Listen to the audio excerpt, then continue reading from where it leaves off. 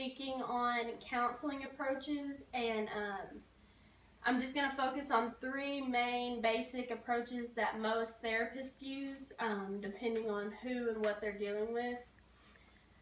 The three types today that I'm going to talk about are cognitive therapy, behavioral therapy, and psychoanalysis therapy.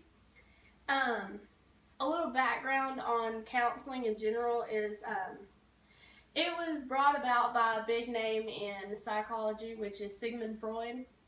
In the 1980s, he is the one that developed the psychoanalysis theory in general, which just basically means how it helps to talk about your problems that you're facing and that you have faced to a trained professional to try to fix those problems you're having. The rise of counseling happened in about the 1950s, right after World War II, because all the trained soldiers that are coming back from war were just dealing with post-traumatic stress and stuff, and that kind of just helped them try to get past what they've been through. Cognitive therapy is the process of trying to fix your present day problems by understanding your past and what made you feel that way. It was brought about by Aaron Beck in the 1960s. It just, therapists try to see how your thoughts and emotions and behaviors are all connected and why it makes you feel the way it does. A goal for a therapist in this kind of therapy is to change your negative thoughts, change your bad behavior, and simplify emotional stressors such as just things that make you fearful or scared or anxious, things that make you feel the way you feel. This is common used by people with anxiety, depression, bipolarness, just things that are kind of more unconscious that you can't really, that are harder to control than just behavior. My next one is behavioral therapy, which is just analyzing behavior and changing behavior by setting goals to live a more positive life. It focuses mainly just on what that bad behavior is and how it's affecting your life.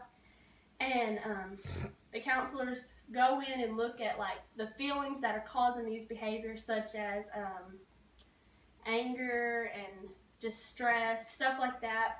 And it looks at your surrounding environments, that like your school and your friends and your family, to see if they influence it or if they act on it in a positive or negative way.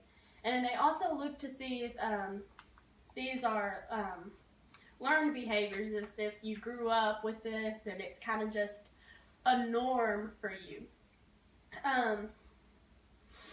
Stated by Kelly, positive interactions can help you overall in a good way, with it kind of be an unconscious mind to show you that it doesn't have to be bad behavior that you live with day to day. It's good behavior also.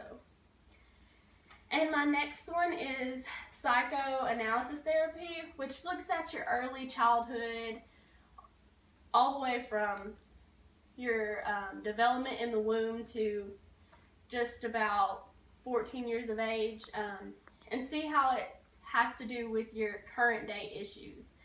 It looks at genetics and your childhood background, and just kind of shows how you got to where you are today. This was also brought about by Sigmund Freud in the 19th century. This is an early one. And as stated by Pollock, it's traumatic expresses that may have even been forgotten or tried to push back in the back of your mind and are unconscious at this point.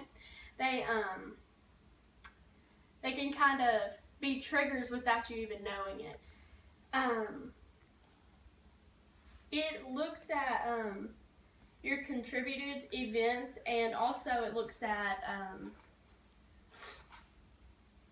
how you got there today. And three basic approaches that I talked about today were cognitive, behavioral, and psychoanalysis. Everyone is different, so everybody is counted as different, and therapists try to go off of what kind of approach they should go to when they're looking at that. So everybody has a different approach, and those are the three basic approaches to therapy.